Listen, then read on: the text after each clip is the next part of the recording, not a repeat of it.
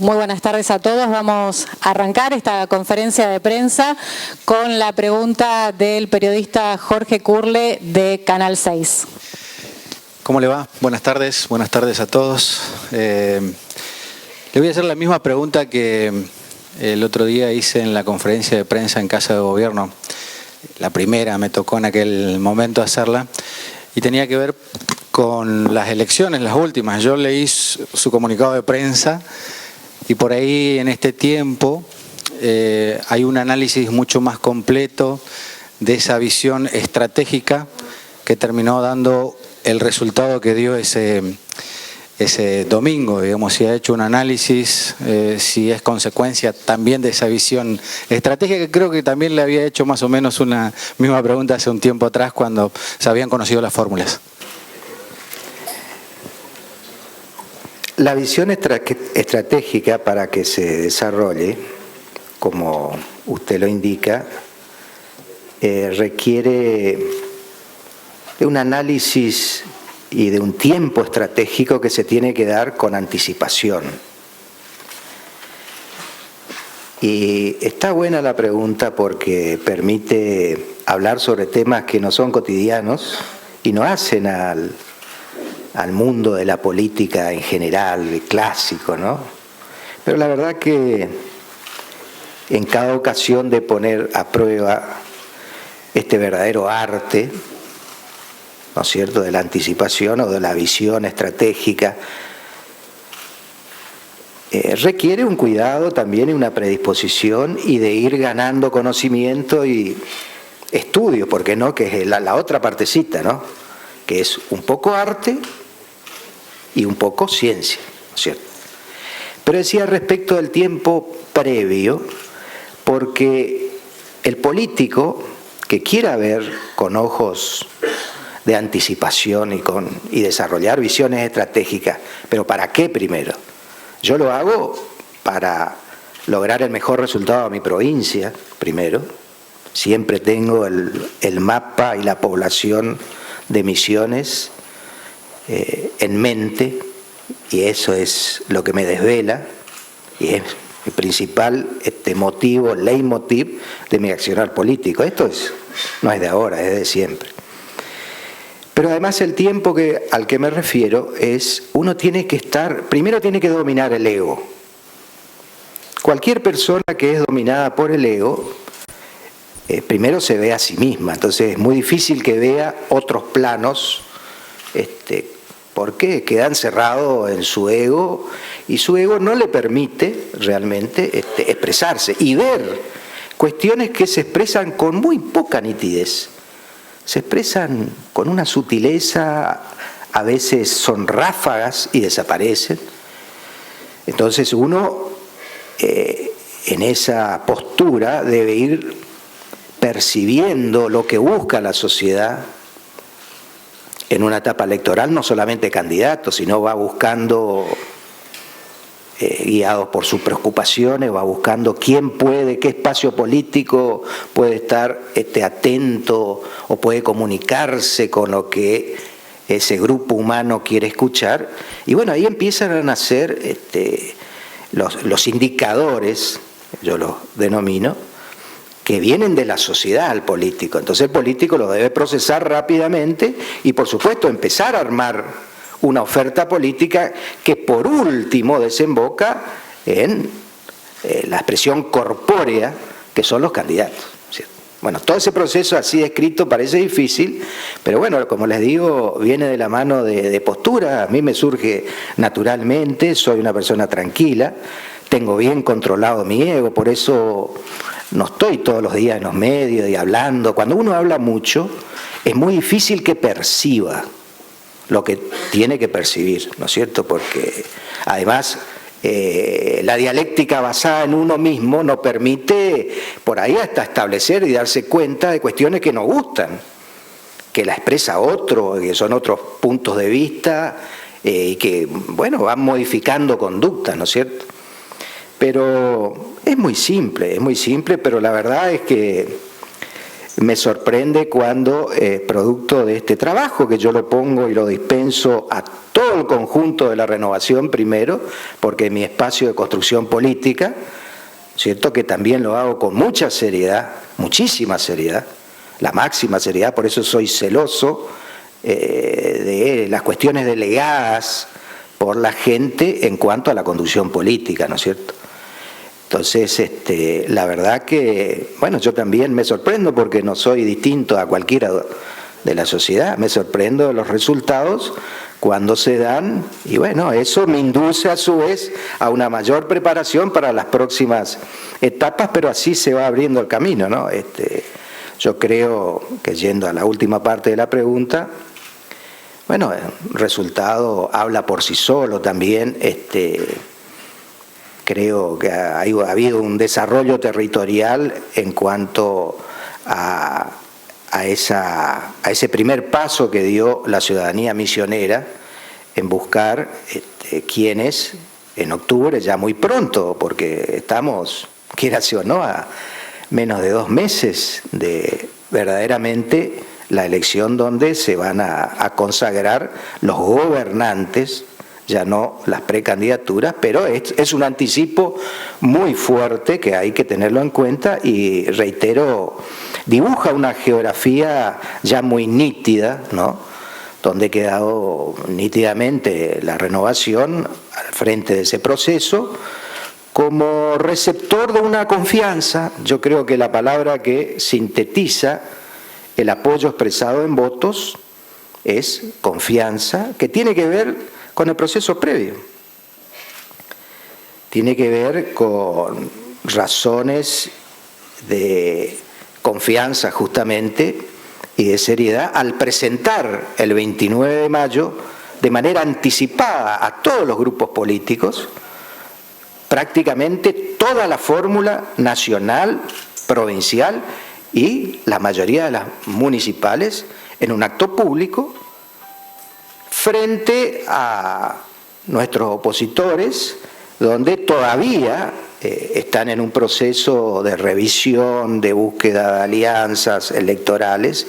Y bueno, entonces es muy nítida la identificación con un proceso tranquilo, muy fuerte de seriedad y de coherencia. Yo creo que las cuestiones, y esto lo hablo solo en el ámbito de la renovación, porque soy muy respetuoso de los tiempos y las metodologías ajenas de los partidos hermanos de la oposición. Pero hay que prepararse mucho antes. Si uno verdaderamente quiere transmitir confianza y seguridad a la sociedad, los planos internos deben ser resueltos como mínimo fuera del año electoral. O sea, el año electoral tiene que ser para el debate, para la proposición, para la elevación de la mirada, pero con certezas, no con incertezas, donde no se sabe quién es quién y pueden surgir eventuales sociedades que son de hoy para mañana. Y bueno, eso es la sociedad. El conjunto del país ya conoció una gran sociedad que se presentó de manera muy fuerte, la alianza, y cómo terminó, ¿no es cierto? Entonces, tiene mucho de parentesco con procesos fallidos y turbulentos, ¿no es cierto? Así que yo creo que el resultado es una síntesis de todo eso y también un proceso, ¿por qué no?, de crecimiento de nuestro espacio político, que lejos de generarme situaciones de festejo o situaciones que induzcan algo parecido, para mí es un máximo compromiso, porque veo que nuevamente la sociedad nos está requiriendo hacernos cargo del futuro próximo, ¿no es cierto? Pero visto esto a la luz de las necesidades de este presente y del futuro y de lo que no hemos hecho. O sea que no es un premio por la larga tarea hecha, que eso siempre está, ¿no es cierto? Así que bien, contento obviamente y muy animado. Pues la siguiente pregunta la va a hacer Marité Devié de Canal 21. Buenas tardes, ingeniero. Usted más o menos mencionó todos los temas que le iba a preguntar, porque en realidad era para saber cuáles son que llamaron la atención, la confianza, el consenso, por sobre todas las cosas también la innovación y lo que hace al misionero sentirse seguro a la hora de elegir una lista que fue completa y que ya fue prevista el 29 de mayo pasado justamente, ¿no? Esto que muestra a las claras que quien fue al cuarto oscuro y se encontró con esa boleta, se encontró con algo, como usted decía, totalmente innovador, buscado y por sobre todas las cosas con el consenso y con la claridad a la hora de tomar la boleta y elegir. Sí. La verdad que nunca he interpretado el sufragio por respeto a la gente, no lo voy a hacer tampoco en este momento. También quiero en esto diferenciarme porque siempre lo he hecho por convicción del conjunto de la política que explica. Cuando hay muchos votos que explican por ahí que son propios, o por el otro lado, cuando son pocos votos es porque la culpa tiene otro. Entonces, pareciera ser que el elector, que es el ciudadano, pensó en otra cosa y no está en la cabeza del político que hace esa explicación, no. Yo suelo tomar los resultados primero de manera más intacta, más aséptica, si se me permite el término, porque para construir una democracia basado en la transparencia prístina de cada uno de sus actos debe ser así, porque es el comienzo. El sufragio es el acto mayor de la democracia. Entonces, el sentido y la profundidad que le da el ciudadano a este acto democrático debe ser primero receptado por la clase política de manera intacta, de manera lo más pura posible, ¿no es cierto? Entonces, cantidad y calidad del resultado en prima facie, en primera instancia, debe ser interpretado así. Es un resultado muy fuerte, prácticamente ha establecido dos niveles muy claros en orden de magnitud, indicándonos el honor de nuevo de ser los más votados largamente en la provincia, la renovación, y después otorgando a la oposición un segmento en términos muy parecidos a toda la oposición, con lo cual se ha establecido una suerte de disputa por el cuarto legislador nacional de Misiones en ese sector, en ese segmento, ¿no es cierto? Pero esta distinción y esta graduación lo ha hecho el pueblo misionero, no lo estoy haciendo yo. Yo estoy tomando el resultado tal cual fue. Entonces, yo creo que, y es un poco la voz hacia adentro, porque no recomiendo nada hacia afuera cada espacio político tendrá que hacer su propia lectura y también, bueno, comunicará a su dirigencia lo que tenga que hacerlo, ¿no? Lo nuestro es, en esta etapa, que ya es del desarrollo territorial y también la hegemonía, ¿por qué no?, de las candidaturas provinciales, dado que la gente va a estar ciertamente centrada al mismo tiempo de elegir presidente en elegir quién va a gobernar la provincia y quién va a gobernar su municipio, ¿no es cierto? Siempre hay una preeminencia de candidaturas por encima del resto, ¿no es cierto? Yo no tengo problema en decirlo, soy candidato a diputado provincial con mucha honra y como no tengo ego, esa distinción que hace la gente, es más, me seduce más y me obliga a un mayor desarrollo y participación personal, como siempre lo he hecho. Además, institucionalmente creo que está vista la importancia de la gobernabilidad desde un poder independiente como es el poder legislativo, y los pasos que hemos dado en concretar hoy, lo cual es otra garantía y marca otra íntima confianza en el arte de gobernar. No es lo mismo con una Cámara desentonada o a la vieja usanza, donde por ahí las listas de diputados provinciales respondían a otros ejes que en la práctica se ha visto que terminaban siendo un poco o muy disociados hasta con sus propios gobernantes. Yo esa etapa, no digo que la padecí, porque no creo que a esta altura el término no es el exacto, pero sí la viví. Viví donde no teníamos sintonía los legisladores de mi propio partido, y además estábamos en minoría, con lo cual, bueno, se hacía muy difícil gobernar. Bueno, toda esa realidad ha sido modificada con el voto de la gente. Entonces, los legisladores de la renovación provinciales son garantía de cumplimiento. Garantía también de independencia de los poderes. Acá está terminando su mandato un gobernador que ha sido gobernador pleno. Yo soy el presidente del partido, soy la máxima autoridad política de la provincia, pero nunca eso se puso ni en duda ni colisionó con el arte de gobernar. Entonces el pueblo de Misiones ya tiene la tranquilidad también que se puede elegir libremente, y está la tranquilidad de que lo que se propone en la tribuna desde la renovación se va a cumplir, porque hay antecedentes muy valiosos y también hay un adecuado celo institucional en este aspecto.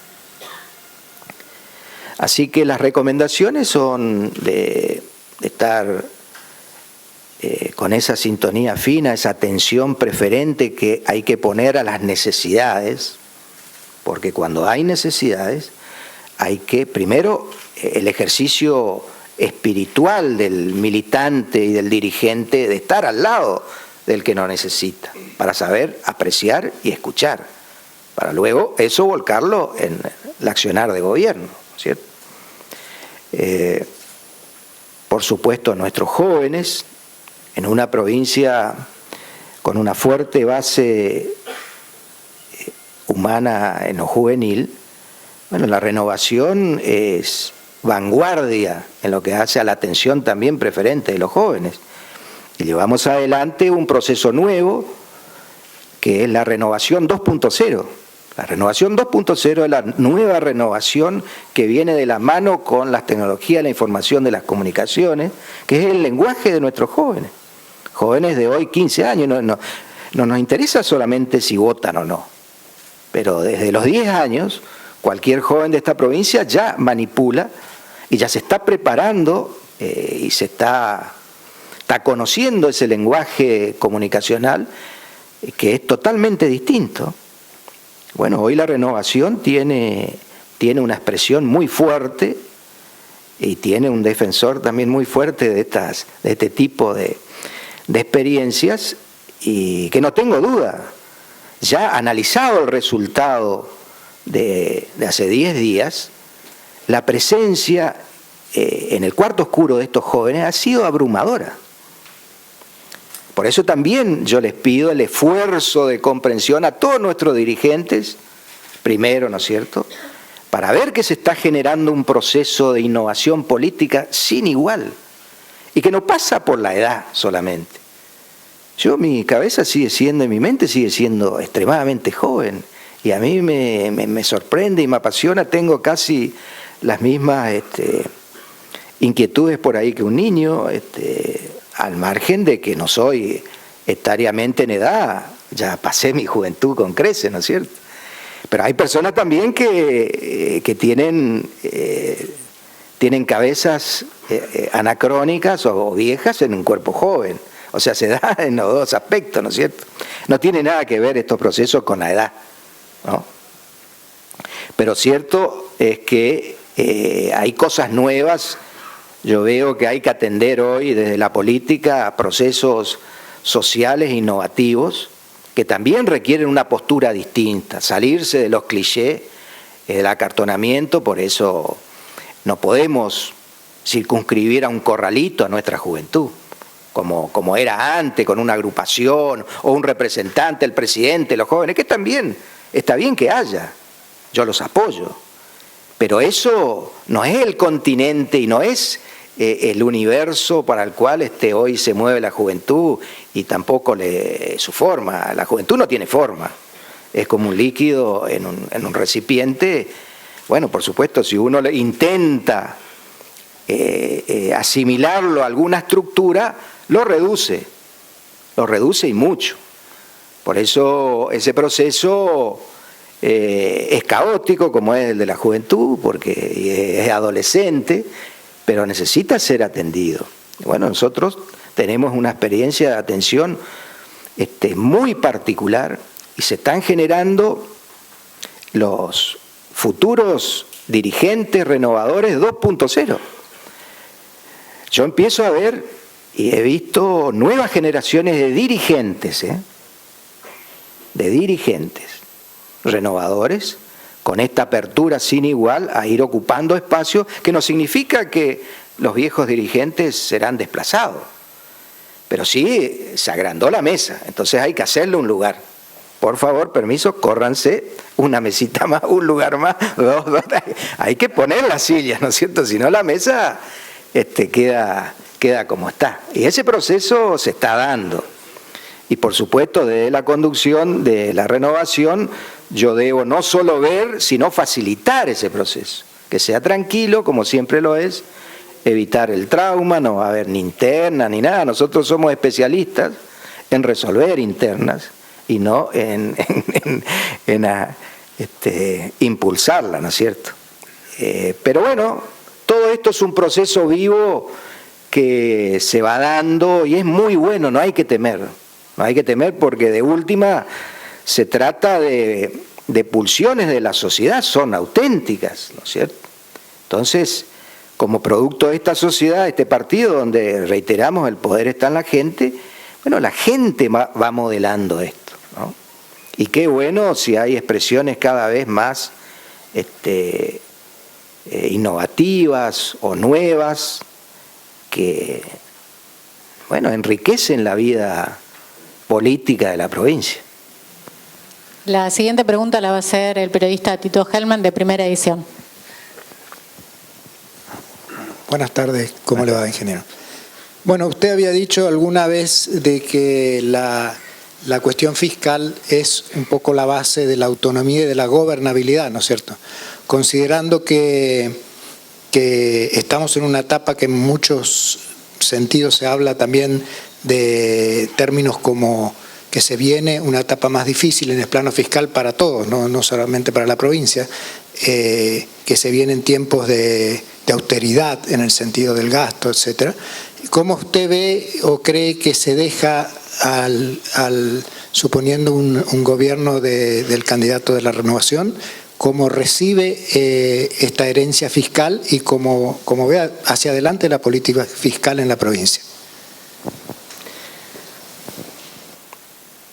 Vamos a esperar en octubre que esté el voto que ratifique su anticipación del voto de quién gobierna y quién acompaña.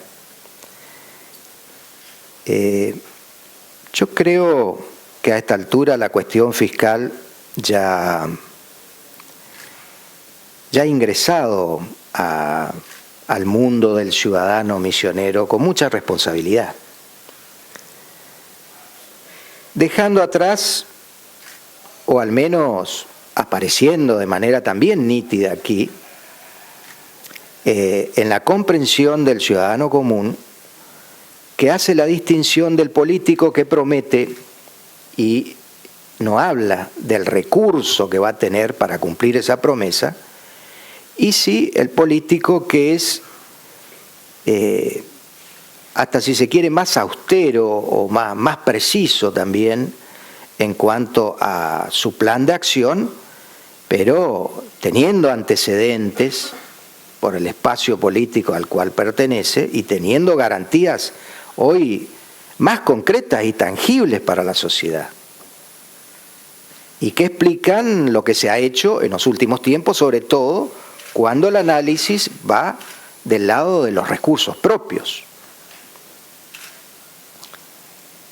Yo veo para adelante una economía en desarrollo, no veo situaciones de ajuste del cinturón. Eso lo tienen que hacer otros espacios, pero siempre es muy bueno estar atento y practicar actos económicos que conduzcan o que contribuyan al crecimiento de un país inducido por un gobierno. Por ejemplo, el ahorro es virtuoso. Entonces, no significa que si vamos a ahorrar vamos a ajustarnos al cinturón, no. El ahorro, cualquier ciudadano que tenga apreciación del valor económico de esto, y más aún las sociedades que ahorran son las más exitosas del mundo. Entonces, esto tiene que ver con valores y principios económicos que siempre hay que ejercitarlos. Yo me acuerdo, heredé de mis abuelos y de mis padres la famosa libretita de ahorro. Bueno, ahora no existe más, pero antes íbamos, comprábamos la estampilla en la escuela y poníamos, y nos enseñaron a ahorrar. Hay que de nuevo hacer docencia, y eso tiene que ver con los resultados después que uno puede lograr en una sociedad de una provincia o de un país, ¿cierto? Pero yendo despacio al fondo de la pregunta, interesante pregunta que usted ha hecho, esa es otra garantía muy palpable y fundamental. Una de las garantías institucionales para poder comprometerse en la tribuna es el esquema fiscal de la renovación. Porque se ha hecho en una situación, se ha desarrollado dejando atrás y resolviendo la crisis institucional y económica más aguda que tuvo la historia institucional de esta provincia. En el año 2000, los años previos a la crisis, que se llevó un presidente, se llevó varios gobernadores, y quienes quedamos plantados para cumplir con el compromiso del ciudadano, hemos empezado a resolver esa crisis justamente con las herramientas que tienen que ver con austeridad, de no endeudarse, y algo que es fundamental, que es empezar a percibir el recurso propio, porque las economías, en todas las etapas, sean de vacas gordas o de vacas flacas, siempre generan recursos. Entonces, la responsabilidad social nos debe mover y promover a todos, desde el gobernante, en administrar esos recursos. Y salir de esa posición un tanto cómoda, si bien legal, de decir, bueno, históricamente los misioneros tenemos un índice de coparticipación que es el grado con que la nación participa a la provincia muy bajo. Y bueno, vamos a reclamar a Buenos Aires, pero pasan los años y Buenos Aires nos regala un peso, como siempre pasó. Entonces, se le pasa un mandato a un gobernante y queda con la excusa de decir, bueno, no me mandaron nada y la deuda, lo que nos deben es tanto y cuanto. Y pasó el tiempo. Entonces nosotros asumimos con mayor responsabilidad y dimos un vuelco a la historia adversa de cambiar esa realidad. Una realidad que es muy difícil. Porque, como saben, técnicamente, para que venga un índice distinto de coparticipación a la provincia, debe haber acuerdo nacional de todas las provincias, y eso es virtualmente una utopía, pese a que está escrito de manera muy nítida en nuestra Constitución Nacional, y se está incumpliendo desde el año 94. Entonces, ¿qué hicimos los misioneros? Desde la política, desde la renovación, tomamos decisiones en el sentido correcto. Desarrollamos un esquema que hoy a las luces ha dado resultados, que es el esquema que permite pagar desde los sueldos en términos, cumplir los compromisos de la obra pública, tener la mejor salud del país y de los países vecinos totalmente gratuita. Totalmente gratuita. Hoy atendemos en gratuidad y en calidad con un aspecto innovativo que hoy hablamos. El único robot cirujano de Latinoamérica está en Misiones, en el hospital público. Opera mujeres y hombres. Y le significó también un push de innovación a nuestros cuerpos médicos en las especialidades correspondientes, que por supuesto en la época que estudiaron, y que hay muchos jóvenes que salieron recientemente, pero bueno, nunca tuvieron un robot manipulando, y bueno, tuvieron que hacer y hacen cursos en el extranjero para capacitarse y hacer el puente entre la innovación y lo clásico. Bueno, todo eso son realidades honradas con los recursos provinciales. La educación también tiene un lugar de privilegio, justamente es el otro bien social primordial, producto de este esquema fiscal, que está activo y que, como le decía, y ya respondiendo a su pregunta, es la garantía del compromiso de lo que vamos a hacer en el futuro. Porque lo que pudimos hacer hasta ahora es explicado con lo que le estoy diciendo. Entonces eso nos habilita a comprometernos en las cosas nuevas y también a resolverlas de manera activa y creciente. Y además, la tranquilidad, y eso el ciudadano común por eso vota, y fíjense que hubieron algunas expresiones en las elecciones que pasaron, que llevaban adelante otro esquema fiscal de no cobrar impuestos, que está muy en boga porque hay un candidato presidencial que viene del liberalismo. El liberalismo económico, o sea, se desentiende, tiene una idea de un Estado insignificante o nulo, que toda la actividad debe ser ejercida por la actividad privada, por supuesto sin pagar impuestos. Entonces, bueno, eso sería desmantelar todo lo hecho. Pero bueno, reitero, hubieron expresiones que llevaban adelante, incluso acá en Posadas, ¿no es cierto?, la liberación del pago de los impuestos, estuvieron en el cuarto oscuro y bueno, la gente priorizó justamente lo contrario.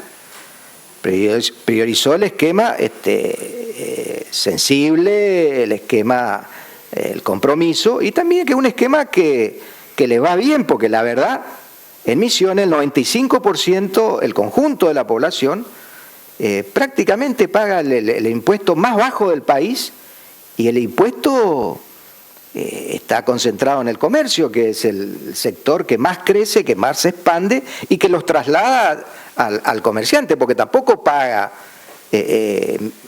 mucho el agente económico que ejerce la actividad comercial. Con lo cual, en Misiones tenemos un conjunto de una media impositiva de las más bajas del país, pero que nos da un caudal de recursos y una base sustantiva para mostrar y mostrar todo lo que se ha hecho. Y lo que es más importante para el ciudadano es lo que se va a hacer, o sea, lo que falta. Así que esto son los cimientos de un proyecto político que sigue creciendo y que por supuesto se va adecuando a las circunstancias. También yo debo decir, Misiones hoy es materia de análisis y de asesoramiento en materia impositiva en todo el conjunto de la nación, en todo el conjunto de la nación, no solo por la contundencia de los resultados, las metodologías impuestas, sino también desde la legislatura. Yo recuerdo y que había provocado hace unos años incluso alguna desconfianza en el propio seno de la renovación, la ley de autarquía de la Dirección Provincial de Rentas. Hoy Renta de la provincia no solo tiene las mejores herramientas institucionales y técnicas para percibir los impuestos, y lo hace, sino tiene un esquema legal absolutamente propio e independiente que garantiza justamente que esto se cumpla. Entonces, también hasta ese paso lo hemos dado. Y hoy una ley le da los principios y los contornos y los fines de una manera muy solvente, y reitero, desde Buenos Aires Córdoba, jurisdicciones que están mucho más rezagadas en el desarrollo institucional de una de las instituciones fundamentales en la vida del Estado, vienen a copiar el modelo misionero. Así que creo que esto habla a las claras que, bueno, la agenda que nos hemos impuesto en silencio, de esto no se habla mucho, poco verdaderamente conozco, así que aproveché las preguntas para también refrescar un poquito algo que es de tanta utilidad, ¿no es cierto?, de tanta vigencia y de tanto futuro, ¿no? Bueno, consideramos que teníamos algunos minutitos más. ¿Hay una pregunta más? Bueno, gracias, muy amable, Cristina. Hablé mucho hoy con el arquitecto Oscar Tomás acerca de algo que es un debate a nivel nacional. No sé si le gustaría opinar de este muro, ese planteo que se hace de la frontera, digamos, del centro de frontera, paredón. No sé cómo le podemos decir, si tiene usted una opinión con respecto a ese tema. Sí, por supuesto, con mucho gusto, porque hace a la dinámica de analizar y escuchar y enfrentar cada una de las situaciones. Por supuesto, mi relación con toda la costanera es muy íntima, así que voy a expresar mi punto de vista, no sin antes haber escuchado. No es un debate nacional, creo que está circunscripto a un sector, si se quiere, profesional, pero del cual surgió una voz distinta, pero amerita que se conozca mi opinión, ¿no? Porque hay un paralelismo con otras voces que en el momento de la génesis, o sea, el comienzo de la costanera, también las escuché, y que estaban emparentadas también quizá con una visión, en aquella oportunidad, una visión difícilmente trasladable de algo que no estaba, que era la costanera, y algo que estaba, que era el río, o sea, el accidente natural, y que verdaderamente siempre lo tuvimos, porque desde antes de nuestra civilización ya estaba el río, estaba la ribera, ¿no es cierto? Pero bueno, muchas veces uno mira pero no ve, o observa y ve. O sea, justamente tiene que ver con esa actitud psicológica de estar un poco concentrado, enfocado, como dicen los americanos, para percibir en plenitud la importancia de lo que estás viendo. Si no, mirás, pero no ves. No estoy respondiendo con esto a lo que se dijo, sino yo creo que, primero, tener opiniones tan cerradas y tan fuertes en algo, en una construcción menor, mucho menor. Fíjese, estamos hablando de una porción de menos de 500 metros en una costanera que va a llegar a los 50 kilómetros. O sea, no hay proporción, primero. Y de una construcción menor, porque un muro es, desde el punto de vista estrictamente técnico, es algo bastante accesorio a la magnitud y complejidad de una construcción como una avenida costanera en una ciudad que ya estaba antes. Yo puedo enumerar cientos de actos y obras de arte, de ingeniería y de arquitectura previas a su construcción o durante la construcción, donde el muro, un muro para cumplir con un detalle estructural y o también de visual, o sea, estético, es algo bastante accesorio. O sea, eso por un lado, y que está en construcción, o sea, no está terminado. O sea, no podemos opinar de algo que todavía no está redondeado. Pero lo cierto es, ¿por qué no nos preguntamos por qué el muro? Si obviamente, ¿y por qué la costanera? Si la costanera era ganarle y haber cambiado la cultura de vivir de cara al río, ¿no es cierto?, como vivimos todos y lo disfrutamos todos, ¿no es cierto? En ese transcurso y en ese desarrollo había que resolver y hay que resolver otras cuestiones que son muy modernas. Por ejemplo, todos saben que en el lugar donde se está emplazando ese muro es un paso de frontera. El principal paso de frontera de Misiones. El principal paso de frontera. Allí transitan millones de personas de ida o de vuelta por día, y por mes y por año, ¿no es cierto? Entonces, bueno, todo el mundo sabe y percibe el valor de la seguridad. Tener razones de seguridad en un paso de frontera, ¿no es cierto?, se explica por sí mismo. Si no tuviéramos instalaciones seguras y convenientemente proyectadas y ejecutadas, los pasos de fronteras adolecen de todo tipo de ilícitos habido y por haber, desde el narcotráfico, que son todos temas primerísimos en la agenda. Usted anota seguridad, todo el mundo habla de seguridad. Estos son razones de seguridad. La construcción de un muro lleva razones de seguridad. Narcotráfico, las razones de un muro de contención, justamente de facilitar la tarea de supervisión, de vigilancia, va en el mismo sentido, ¿no es cierto?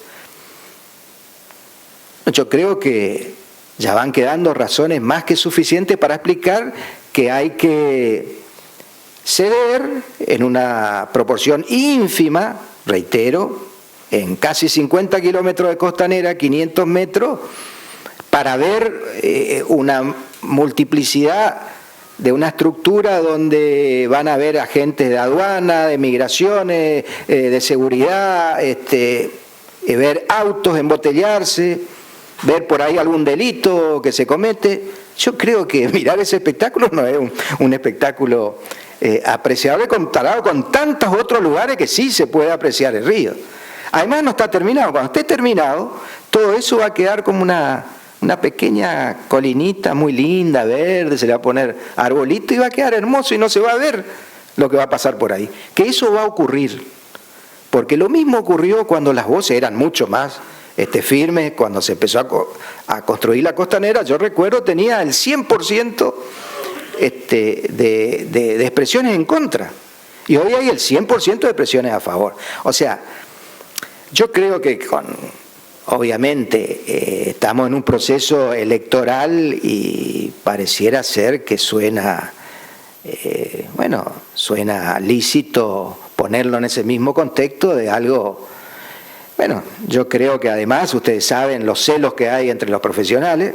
Los arquitectos tienen una lucha de celos de mucho tiempo atrás, también los ingenieros, y bueno, por ahí también hay un aspecto en lo personal que gusta o que no gusta y lo expresan de esa manera, pero la sociedad debe quedar tranquila.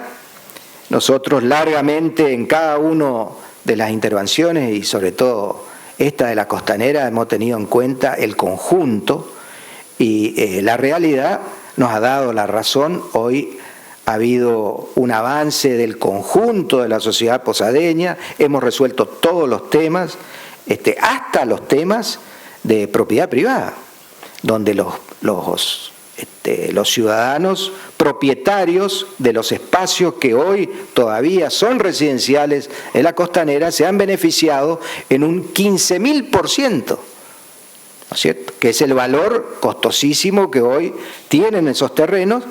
Felizmente gente de bajos recursos que hoy, bueno, tiene un tesorito para dárselo a su hijo o a sus nietos, ¿no es cierto?, si lo desea vender o si no, del disfrute viviendo como lo está haciendo en una obra que es maravillosa en el país, ¿no?